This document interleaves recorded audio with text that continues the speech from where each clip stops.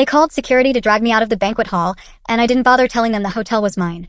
The polished mahogany door to private room 777 was half open when I reached it, and the smell of steamed fish and brandy floated into the corridor along with my mother's laughter. My hand hovered just short of the brass handle as I listened to them toast without me, their voices muffled and buoyant, oblivious to the fact that I was standing outside. Someone had slipped a red paper charm above the doorframe for good luck, and someone had hung balloons with cartoon babies on them. Pink strings brushed my knuckles when I finally pushed inside. In the seconds before they noticed me, I could see everything. The white linen tablecloths, my father's cigarette smoke curling toward the ceiling, my sister Joanna lifting her champagne glass with a gold bracelet flashing at her wrist, and my own reflection ghosting in the mirror behind the bar. I smelled jasmine rice and roasted duck, and for a moment I simply watched, memorizing the scene like it was a movie I had walked into halfway through and wasn't sure I belonged in. "What are you doing here?" My mother's voice cut through the chatter as soon as she turned and saw me, the warmth dropping from her features like a mask. Melanie set down her phone, the screen still glowing from a video she had been recording of the event, and her mouth pinched into a hard line. "You shouldn't be here," she added, as if my presence were a stain on the velvet upholstery. I stepped forward until the toes of my shoes were just over the threshold, bracing myself against the sudden hush that fell over the room. Joanna's eyes widened, then narrowed. Her husband Seamus's brow knitted with disgust. My father James looked away and blew smoke out toward the chandelier as if he didn't see me at all. The last time I had seen these faces was in my parents' living room, when they told me to take the blame for my sister's accident because she wouldn't survive prison. The last time Melanie had addressed me directly, she was sobbing into my shirt, promising me that this sacrifice would bring us closer. Now, without any of the tear-slick intimacy of that plea, she stood up from her seat as if ready to shepherd me out of sight. "Get out, get out, get out," Seamus barked, crossing the room toward me with the force of a man used to getting his way. He grabbed the collar of my sweater and tried to turn me around, his fingers digging into the fabric, hot breath on my cheek. Something in me snapped. I shook him off hard, sending him stumbling backward, his polished loafers skidding on the wood. For a second the room stilled. Then Melanie's hand cracked across my face so fast I barely saw it coming. My head jerked to the side under the slap, the sting blooming across my cheekbone. There was a sound like all the air being sucked out of the room, and I tasted copper in my mouth. My eyes watered, but I didn't let a tear fall. I kept my jaw clenched and my hands at my sides. "You're no longer the lobby manager earning tens of thousands a month," my mother hissed, as if the title she once bragged about had never applied to me. "You're just a worthless nobody." Her voice rose as she pointed down the hallway. "Security. Where's security?" she shouted, and though there were only 4 feet between us, it felt like she was calling from another life. Heavy footsteps answered her. A group of uniformed guards rushed toward the private room, their radios crackling with static. Melanie gestured toward me, her manicured finger aimed like a weapon. "How can you let just anyone in here?" "Get this beggar out," she ordered. I watched the head of security, a broad-shouldered man named Cliff, approach me with a practiced blank expression. His mouth settled into a line as he looked me up and down. "Ma'am," he said, not recognizing me in the plain clothes I'd chosen on purpose. "Please leave." For months I had eaten in this hotel's staff dining room and slept in one of the corner suites, but I rarely revealed to the rank and file who I really was. Only upper management knew I owned the building. Only a handful of people knew that the bank account with the 8-digit balance belonged to me. I lived anonymously in my own business to see how people acted when no one important was watching. Now, in this moment, that decision let me watch my own family treat me like dirt without anyone rushing to correct them. Cliff's eyes flickered when I met his gaze without flinching. "Is this how you handle situations?" I asked him quietly, my cheeks still burning. "We don't judge anyone by their appearance here. That is our policy." I had reminded him of it in more than one training, of how staff often judge guests by the cars they arrive in or the clothes they wear, even though it isn't fair. For a heartbeat his expression faltered, confusion darting across his features. Then he stepped back. Seamus bristled. "Don't let her fool you," he spat at the guards. "She's broke. Throw her out." Cliff hesitated and then shook his head. "We don't eject any guest without cause," he said, his voice firming into the professionalism I had hired him for. Gavin, my cousin, who had always tried to curry favor with whoever held the purse strings, pulled out his phone with a dramatic flourish.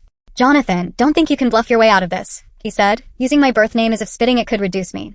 "I know the hotel manager here. One call and you're gone." He dialed, his lips curling into a smirk. I folded my arms and waited as the line rang. "Mr. Feldman?" "It's Gavin," he said when the call connected. "I need you to," a click cut him off. "I'm busy," Mr. Feldman replied coldly before hanging up on him. Gavin's smirk vanished. The phone slipped a little in his hand. I let the silence thicken until the tension pulsed in the air like heat before a storm. "You want to speak to Mr. Feldman?" I asked softly. "Let me help you." I pulled my own phone from my pocket and dialed a number I knew as well as my own heartbeat. "Mr. Feldman," I said when he answered, "come to private room 777 within 3 minutes." My voice didn't tremble. "Yes, ma'am," he replied, no hesitation, and hung up. Seamus scoffed. "Jonathan, you're out of your mind," he said, his laughter high and grating. "You're a broke ex-con. Don't pretend to be someone important." He looked at me like I had announced that I was the Queen of England, and he was indulging the fantasy. Around us my aunts and uncles smirked into their wine glasses. Joanna rolled her eyes dramatically. My father set his cigarette in an ashtray and sighed as if I were an embarrassing burden he had to endure. Melanie wiped at her brow as though I were a stain she could scrub away. "This is so humiliating," she muttered to James. "How do we raise a daughter like this?" The words slid off them as easily as the promises they had made to me 2 years ago. Seamus leaned into Joanna and whispered something that made her laugh. They all turned their backs to me as if turning away could erase me. When Mr. Feldman walked in, he didn't glance at my family. He came straight to me, his face pale with concern. "Ma'am," he said respectfully, "are you all right?" His formal tone cut through the room like a knife. Joanna's champagne glass paused midair. Seamus's mouth fell open. Gavin's eyes flickered between me and Feldman, confusion twisting his features into something almost comical. Cliff snapped to attention. Suddenly the air felt different, charged with the realization that the woman they wanted to throw out was being addressed with deference by their supposed ally. I took a breath and let myself feel the weight of the moment, each heartbeat echoing back through 2 lost years. 2 years earlier, the night my life veered off course, there had been no gilded chandeliers or crisp linen. There had been the sour smell of gasoline and the metallic tang of blood on the highway, the wail of sirens, and my sister sobbing on the other end of the phone. "I hit someone," Joanna had whispered, her voice cracking. It was dark and I didn't see her. I was in my office at the time, closing out the cash drawers and filling in inventory reports, a manila folder spread open on my desk. The rain had been pounding against the windows, and I could hear thunder rumbling like an omen. My phone vibrated in my pocket 3 times before I answered. "Please, Nino, you have to help me," she had begged, using the childhood nickname she only trotted out when she wanted something. "Seamus is panicking. Mom and Dad are going to kill us. We were in your car. We were speeding. They'll take my license away. I could go to jail." For a long second, I stared at the reflection of myself in the dark computer screen. Everything around me, the hum of fluorescent lights, the scent of coffee left in a cold pot, dropped away as I listened to my sister cry. Even then, even with the accident nothing but words in my ear, I felt the walls closing in. "Where are you?" I had asked, already grabbing my keys. By the time I reached the intersection, police lights strobed across the wet asphalt, and an ambulance's red glow bathed everything in blood. A crowd of onlookers huddled under umbrellas. Joanna stood on the curb with her arms wrapped around herself, her long hair plastered to her face. Seamus paced beside her, his jaw clenched. Our car's front bumper was crumpled like paper, the hood buckled. Glass glittered on the ground like shattered ice. A paramedic knelt beside a body covered in a white sheet. When Joanna saw me, she broke down. "I didn't see her," she kept saying. She just ran out. The woman had been a mother of 2, I would later learn. She had been crossing the street to get to her night shift. Her name was never mentioned in our family again. Our parents arrived minutes later, breathless and wild-eyed. My mother clutched Joanna and cried. My father pulled me aside, his hands gripping my shoulders so tightly I could feel his nails through my coat. "You have to fix this," he whispered fiercely. "Your sister's heart is weak. Prison will kill her. You've always been the strong one." He looked over my shoulder at Joanna, who was being comforted by Seamus as if she were a porcelain doll. "If you go instead," my father continued, "we'll do everything we can for you. We won't forget what you did." Melanie heard him and nodded fervently. "We'll repay you," she promised. "When you get out, we'll be waiting with open arms." Joanna didn't look up once to see if I was listening. Maybe it was naivete, maybe loyalty, maybe the way I had been raised to protect my younger sister. Maybe it was the way my parents framed it as heroic. I believed them. I took the keys from Seamus's shaking hand and told the officer I was the driver. I watched the relief flood Joanna's face as if she had stepped out of a nightmare. I rode to the station in the back of a cruiser, my wrists in cold metal cuffs, the siren wailing above me like a funeral song. At the precinct, I filled out my statement with ink that smeared when my hands trembled. I didn't know then that the cost of my signature would be measured not only in years of my life, but in the unraveling of every relationship I thought unbreakable. The court proceedings were mercifully brief. I pled guilty to vehicular manslaughter. The victim's family accepted a settlement, funded by the sale of my car and the draining of my savings account. On the day of sentencing, I stood in front of a judge and took a deep breath before speaking. The courtroom smelled like mildew and old wood. My mother dabbed at her eyes with a tissue. My father squeezed Joanna's knee reassuringly. No one met my gaze. The gavel fell. 2 years, the judge declared. I felt my knees nearly buckle. Joanna let out a sigh, so soft I almost missed it. Seamus reached for her hand. My own hands were cuffed moments later, the cold metal biting into my skin. I caught my mother's gaze as I was led away. She mouthed, "Thank you," then looked back down at her lap. Prison was a world stripped down to concrete and steel. The first night I lay on a narrow bunk and stared at the ceiling, counting cracks. The fluorescent lights hummed all night. Footsteps echoed down the corridor. Voices murmured and cursed. My bunkie, a woman named Rosalie who had been inside for 5 years, told me to keep my head down. "Don't get involved in anybody's business and they'll leave you alone," she advised, flicking ash into a paper cup. I learned the rhythms of that place quickly because I had no choice. Wake up at 5, breakfast at 6, count at 7, work detail until lunch, yard time, count again, dinner lockdown. Time flattened. Days stretched like taffy. Weeks snapped and disappeared without warning. What I missed most were small, ordinary things. The feel of my own sheets. The smell of my mother's cooking, Joanna's laugh when she watched silly videos. Letters from home were rare. In the first month, Melanie sent a single note telling me to hang in there and that Joanna and Seamus were going to therapy. My father wrote once about the weather and football. Joanna's handwriting never appeared. On visitation days, I sat on a plastic chair under fluorescent lights and watched other inmates hug their children and lovers through thick glass. Occasionally, my parents showed up, stiff and uncomfortable, their visits timed to coincide with holidays. They would slide paper bills through the slot for my commissary, pat my hand, tell me to behave, and leave before the hour was up. They never asked how I was coping. They never mentioned the victim or her family. They never told me they missed me. Inside, you learn to quiet the parts of yourself that ache. You learn to fold your pain neatly and tuck it away like contraband. I learned to read the prison library's battered paperbacks and to memorize recipes in my head. I learned to fix the industrial laundry machines when they jammed and to sew up my torn jeans with dental floss. I learned to let my anger simmer instead of boiling over. I stopped expecting letters. I stopped waiting for the guard to call my name on visitation days. Rosalie would tease me about my optimism, telling me, most families disappear when the money dries up. I thought she was being cynical. I didn't yet understand the research that later would make sense of what happened. Studies showing that instrumental support like housing and financial assistance is what really reduces the chances of reoffending, not just emotional bonds. I didn't understand that I had been valued for what I could provide, not for who I was. My release date came like a dream. 2 years after I surrendered myself, I stepped through the gates with a bag of neatly folded clothes and a pair of shoes that didn't fit well. The sun hit my face bright and hot, and I almost stumbled because I wasn't used to the open light. There was no one waiting at the curb. I held the bag straps tighter to stop my hands shaking. I walked to the bus stop alone, the small amount of cash left from my commissary tucked in my pocket. On the bus ride into the city, I stared at the backs of strangers' heads, at billboards advertising things I hadn't thought about in months. I tried to imagine my parents' faces when they saw me, to remember the smell of our kitchen. I pressed my forehead to the glass and let the city blur past like a movie montage. When I unlocked the front door of our house, the hinges squealed. The living room looked the same on the surface. Same couch, same framed family photo on the wall where we were all laughing at the beach.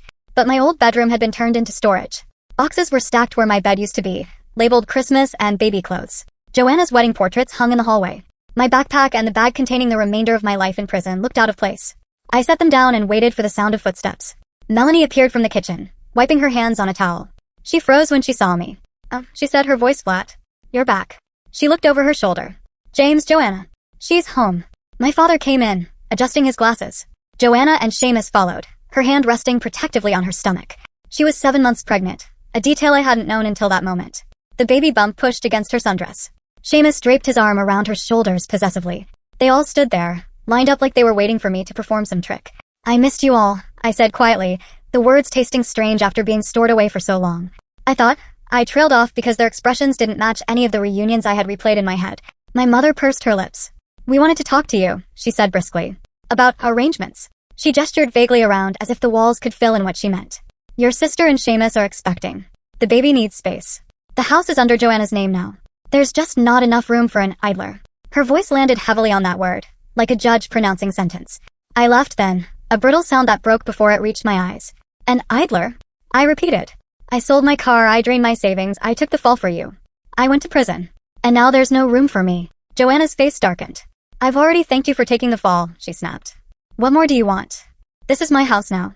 We can't afford to support someone who isn't bringing anything in." Seamus nodded in agreement. "You've been to prison," he said, his tone matter of fact. "No one's going to hire you. If we let you stay, you'll drain us. It's just common sense." My father lit a cigarette and looked at the ceiling. My mother crossed her arms. The words felt like knives. I gripped the back of a chair to steady myself. "No wonder you never visited me," I said, my voice shaking despite my best efforts to steady it. "I thought you were busy. I thought you cared. But you only loved me when I was useful to you." My throat tightened. I blinked hard, refusing to cry in front of them. "Are you really kicking me out?" I asked. They all nodded without hesitation. "Yes," Seamus said, as if it were the easiest decision in the world. "It's for the best." There was a moment when I could have pleaded, when I could have thrown their own promises back at them and demanded a fraction of the compassion I'd shown them. But I saw no opening in their eyes. Whatever lines had tethered us as family had been cut cleanly. "Fine," I whispered. "As you wish." I picked up my bag and walked past them. Behind me, Seamus muttered that I was delusional to think they'd regret it. I didn't turn around. I stepped out into the afternoon heat and let the screen door slam behind me. The sound echoed like a final door closing. I wandered for hours. I walked until my feet ached and my skin burned. The city felt at once familiar and foreign. People hurried past me with phones to their ears, with grocery bags, with children in tow. No one looked twice at me. I ended up in front of a cheap motel. The neon sign flickered. I checked in with cash and lay on the scratchy bedspread, staring up at a water stain on the ceiling. My phone buzzed. It was a notification from my bank. The 9-figure balance glowed up at me, all those zeros lined up like a row of soldiers. I had almost forgotten it was there. During my 2 years in prison, an investment I had made before the accident, a small stake in a tech startup, had exploded. The company had been bought out. The money had been wired to my account. I had been too numb to fully process it. Now, as I lay on a motel bed that smelled faintly of bleach, the absurdity of it made me laugh until tears slid down my temples and soaked into the pillow. I thought about what to do with the money. For hours I scrolled through my phone in the dim light, reading articles about investment and philanthropy, about family estrangement and legal battles over inheritance. One study I found spoke about the motivations behind inheritances, how they range from altruism driven by family solidarity to strategic exchanges and selfish egoism. The words made me ache. My family's treatment was not some inexplicable cruelty. It was part of a spectrum of motivations that families display when property and resources are involved. I didn't know what to do with that knowledge yet, but it planted a seed. I decided then that I would not repeat their patterns. I would not hold my money over anyone like a leash, and I would not give them a single cent. The next morning I stood in front of a tall glass building in the city center. 8 stories of polished concrete and tinted windows towered over the busy street, the hotel's name carved elegantly above the revolving doors. Before prison, I had been a lobby manager at a smaller hotel, responsible for greeting VIP guests and making sure the lobby ran smoothly. I loved the choreography of it, checking people in, smoothing over problems before they erupted, watching weary travelers transform when they were treated kindly. When I saw this property, I felt something like that love stir again. Only this time, I didn't want to be the one behind the front desk. I wanted to be the one who decided how that front desk operated. Negotiations with the owner took the entire afternoon. We sat in a quiet corner of the lobby while her staff went about their business, wheeling suitcases and pouring coffee. She was a sharp woman with decades of experience and a pragmatic smile. "Why would you want this place?" she asked, stirring her tea. "It's a monster. The overhead alone could sink you. It needs work." I told her some of the truth, that I loved hospitality, that I had experience, that I had ideas. I didn't tell her about the betrayal that fueled me. Money talks more convincingly than anger anyway. When she realized I could pay cash, her eyebrows shot up. We signed the sale agreement by evening. My hand trembled when I wrote my name, not with fear but with the dizzying sense that I was tipping my life into a new current. From the day the deed transferred, I lived at the hotel. I took a suite on the 8th floor but spent most of my time everywhere else. I woke up before dawn to walk through the lobby, noticing scuff marks on the marble that needed polishing, plants that needed watering. I sat in on housekeeping meetings, learning how many minutes it takes to strip a bed and how to fold a towel into a swan. I ate staff meals in the basement kitchen, talking with the cooks about supplier issues and menu rotations. I shadowed the night auditor at 3 in the morning and memorized software shortcuts. When the bar manager was short-staffed, I rolled up my sleeves and washed glasses. My hands smelled like lemons and bleach. My feet burned from standing. My body hummed with exhaustion that felt like purpose instead of punishment. Success didn't come overnight, but it came. I invested in a full renovation of the guest rooms, modernizing the bathrooms and upgrading the linens. I hired a marketing team to position the hotel as the place to stay and dine.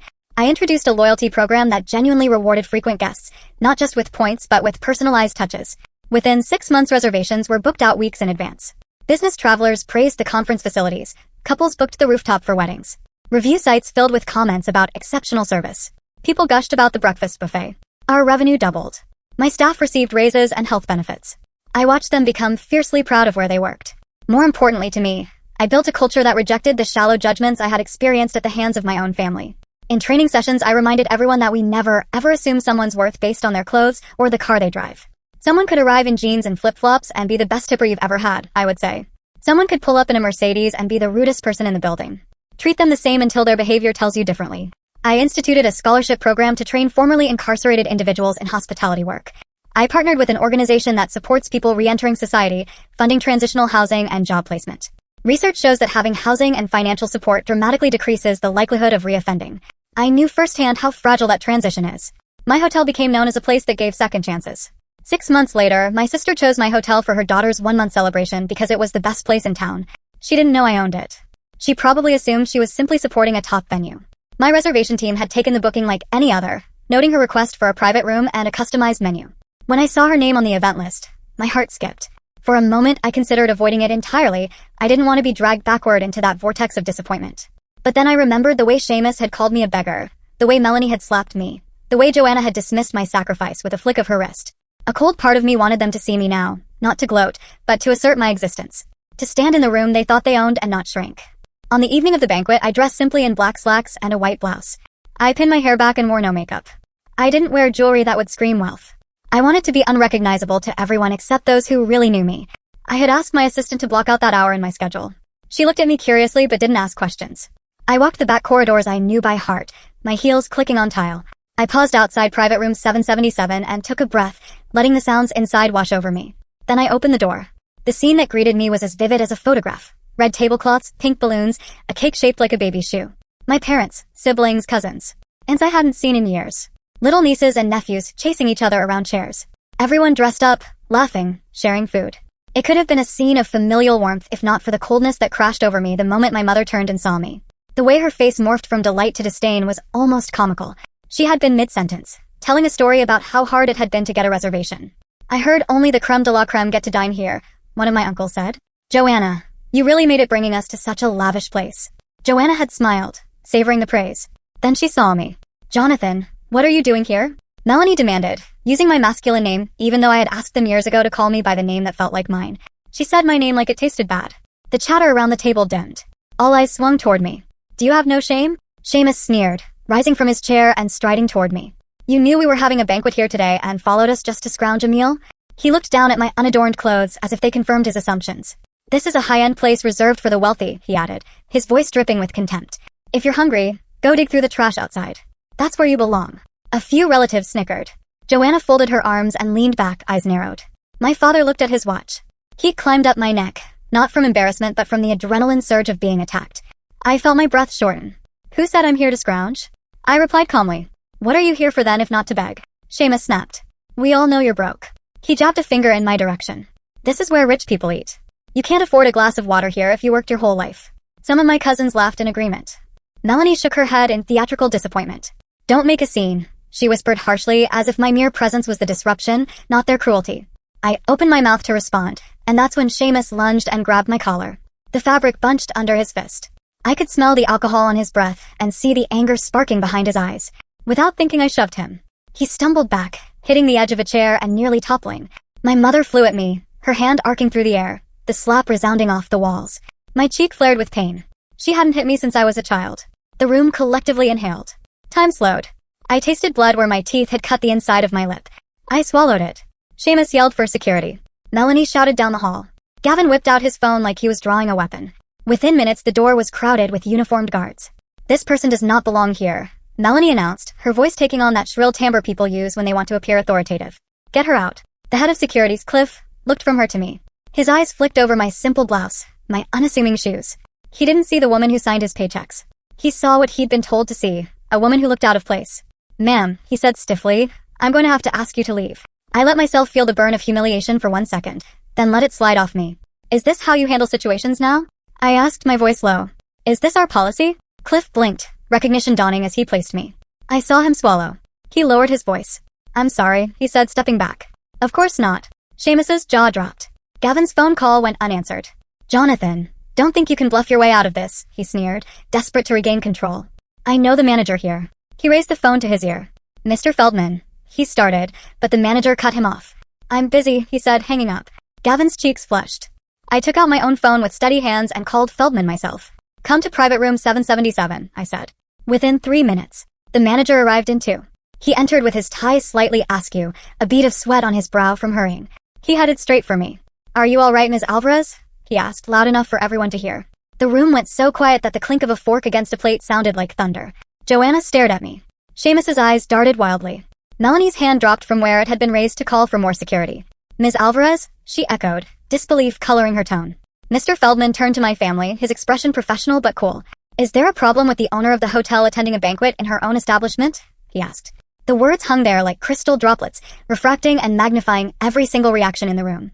If humiliation had a sound, it might have been the gasp that escaped my mother's lips. Joanna's face drained of color. Seamus swallowed hard, his atoms apple bobbing.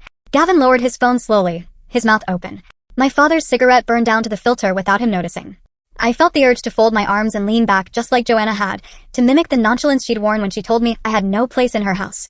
Instead, I smiled softly. I wasn't here to scrounge a meal, I said, letting each word find its mark. I was here to check on my staff. I nodded at Cliff. Good job following policy. Cliff looked both proud and mortified. For a few long beats no one moved. Then Joanna stood up abruptly, her chair scraping the floor. You own this place? She demanded, her voice cracking somewhere between outrage and awe. Since when? Her eyes flicked down to my clothes as if they were lying. 6 months, I replied. I bought it after I got out. I didn't mention the price, the meetings, the nights I slept in my office. Seamus stuttered. But you how? I shrugged. I worked. I invested. I learned. And I refused to let my past define me. My mother pressed her palms against her temples. My father cleared his throat, struggling for words. Melanie finally managed. We're family. We didn't know. She stopped because there was nothing she could say that would erase the things she had said and done.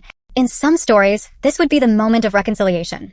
In some stories, the offending family members would apologize, tears would flow, and we'd all hug over the carved duck. Reality is messier and less satisfying. Melanie didn't cry. Joanna didn't apologize. Seamus didn't ask for forgiveness. They stared at me as if trying to solve a puzzle with missing pieces. I looked at them and saw them clearly for what they were. People who had loved me conditionally, who had weighed my worth like a ledger. I thought about the research on families and inheritance, about how donations can be driven by solidarity or by self-interest. My family had fallen on the selfish end of that spectrum. I felt no urge to hand them any part of my fortune now. I'll let you enjoy your evening, I said, stepping back. It's a lovely spread. Compliments of the house. I turned on my heel and walked out. Behind me, I heard a flurry of whispers. Someone, maybe one of my cousins, called my name, but I didn't pause. I walked down the corridor, past the framed photographs of smiling guests and the awards we'd earned. My reflection caught in a dark window, and for a second I saw the girl who had walked into a police station and lied to protect her sister. She looked older, stronger, freer. I spent the rest of the evening on the roof. The city glittered below, cars like ants moving along lit streets. A cool breeze lifted strands of my hair. I leaned on the railing and let the adrenaline ease out of my body. Part of me wanted to cry for what I had lost. Family dinners, casual phone calls, the ease of being someone's daughter and sister. Another part of me felt strangely light, as if the cord tethering me to people who didn't value me had finally snapped and I was floating. I pulled my phone out and opened a message thread with my assistant. Let's increase the slots in our re-entry internship program, I typed. I want to double our donations to the housing fund. She replied almost immediately with a thumbs up. In the weeks that followed, word spread about my confrontation with my family. Some relatives reached out, all politeness and careful wording, hinting at mended fences and possible business ventures. I politely declined to meet. I received invitations to baby showers and birthday parties that I sent regrets for. In the quiet after the storm, I focused on my work and on building a different kind of family. I met with our re-entry program's participants, listening to their stories, laughing at their jokes, celebrating their successes. I hired a young woman who had been incarcerated for shoplifting. She cried when I offered her the job. I attended the graduation of a man who had served 10 years and now managed our housekeeping department. I wrote checks to organizations that provided housing, because data shows that tangible help matters more than vague notions of love. Sometimes, late at night, I thought about the little girl my sister would soon bring into the world. I wondered if she would grow up hearing stories about her aunt who went to prison and then became successful. I wondered if she would be told that money buys love and that loyalty is expendable. I couldn't control what she was taught, but I could model something different in my own life. I could show the interns who walked through my doors that their pasts didn't have to define their futures. I could offer support without strings attached. I could leave a legacy based on choice, not coercion. My parents never apologized. Joanna never thanked me again. That's life. People don't always give us the closure we crave. At first, the lack of an apology gnawed at me like a hangnail. I composed speeches in my head that I would never deliver. I replayed old conversations, rewriting them with sharper comebacks. But eventually the sharp edges dulled. I realized that carrying resentment only anchored me to them. Letting go was another form of freedom.